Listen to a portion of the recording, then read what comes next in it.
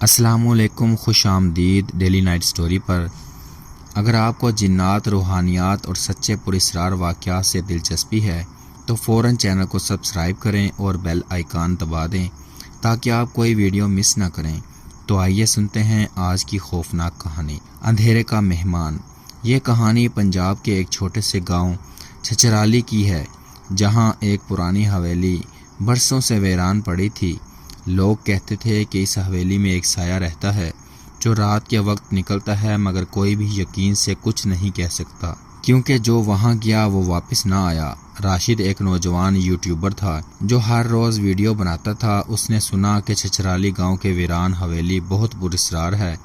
وہ اپنے کیمرے، ٹارچ اور دوست وسیم کے ساتھ اس حویلی کا رخ کرتا ہے۔ ان کا ارادہ صرف ایک رات گزارنے کا تھا۔ جیسے ہی وہ حویلی کے اندر داخل ہوئے، ایک عجیب سی ٹھنڈک اور خاموشی چھا گئی۔ دیواروں پر پرانی تصویریں تھیں، چھت سے جالے لٹک رہے تھے اور زمین پر کسی کے گھسیٹنے کے نشان تھے۔ رات ہوتے ہی راشد کے کیمرے کی بیٹری اچانک ختم ہو گئی، جبکہ وہ صبح تک چلنے والی تھی۔ وسیم کی ٹارچ خود بخود بند ہو گئی۔ دونوں نے سمجھا شاید بیٹری کا مسئلہ ہو، مگر پھر کمرے کی کھڑکی زور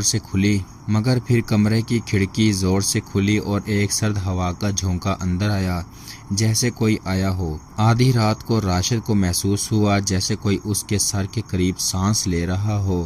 اس نے آنکھیں کھولیں تو کمرے کے کونے میں ایک سیاہ سایہ کھڑا تھا، جس کی آنکھیں سرخ تھیں۔ وسیم نے قرآن کی آیات پڑھنا شروع کی تو سایہ کچھ لمحے کے لیے غائب ہو گیا۔ اگلی صبح جب وہ حویلی سے نکلنا چاہتے تھے تو انہیں تہہ خانے کی ایک خفیہ دروازہ ملا۔ وہ نیچے اترے تو وہاں ایک پرانا صندوق پڑا تھا۔ صندوق کھولا تو اس میں ایک لڑکی کی پرانی تصویر اور ایک خط تھا۔ خط میں لکھا تھا، میرا نام آمنہ ہے، مجھے اس حویلی کے مالک نے کالا جادو کر کے مار دیا۔ میری روح اس حویلی میں قید ہے، جو مجھے انصاف دلائے گا میں اس کو نقصان نہیں پہنچاؤں گی۔ راشد اور وسیم نے آمنہ کی قبر پر دعا کروانے کے بعد سمجھا کہ سب ختم ہو گیا ہے، لیکن اصل کہانی تو اب شروع ہونے والی تھی۔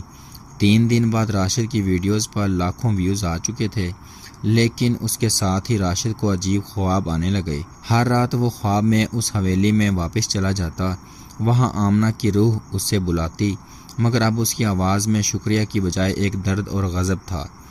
راشد نے جب وسیم کو بتایا تو اس نے بھی کہا کہ اسے بھی خواب میں ایک سیاہ سایہ گھورتا ہے، جیسے کوئی پیغام دینا چاہ رہا ہو۔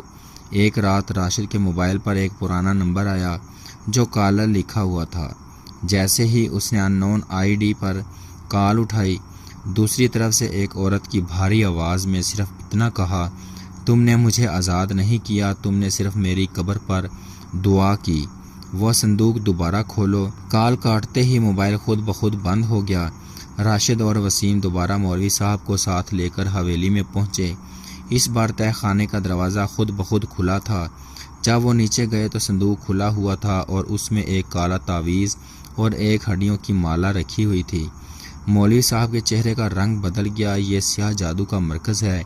یہ تعویذ اس جادوگر نے دفن کیا تھا جس نے آمنہ پر ظلم کیا۔ جب تک یہ جلایا نہ جائے وہ روح مکمل آزاد نہیں ہوگی اور وہ تمہیں نہیں چھوڑے گی۔ جیسے ہی مولوی صاحب نے تعویذ جلانا چاہا، پوری حویلی میں زلزلہ سا آ گیا۔ دروازے خود بخود بند ہونے لگے، کھڑکیاں ٹوٹنے لگیں اور دیواروں سے خون رسنے لگا۔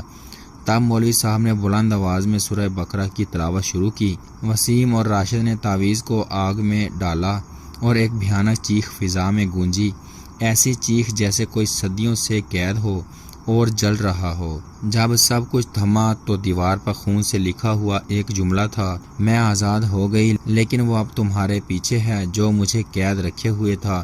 مولوی صاحب نے بتا دیا۔ اگر آپ کو یہ کہانی پسند آئی ہو تو ویڈیو کو لائک کریں اور ڈیلی نائٹ سٹوری کو سبسکرائب کریں، اور کمنٹس میں بتائیں کہ آپ کو سب سے زیادہ خوف کس حصے میں محسوس ہوا۔ اگلی کہانی میں ملاقات ہوگی، تب تک کے لیے اللہ حافظ۔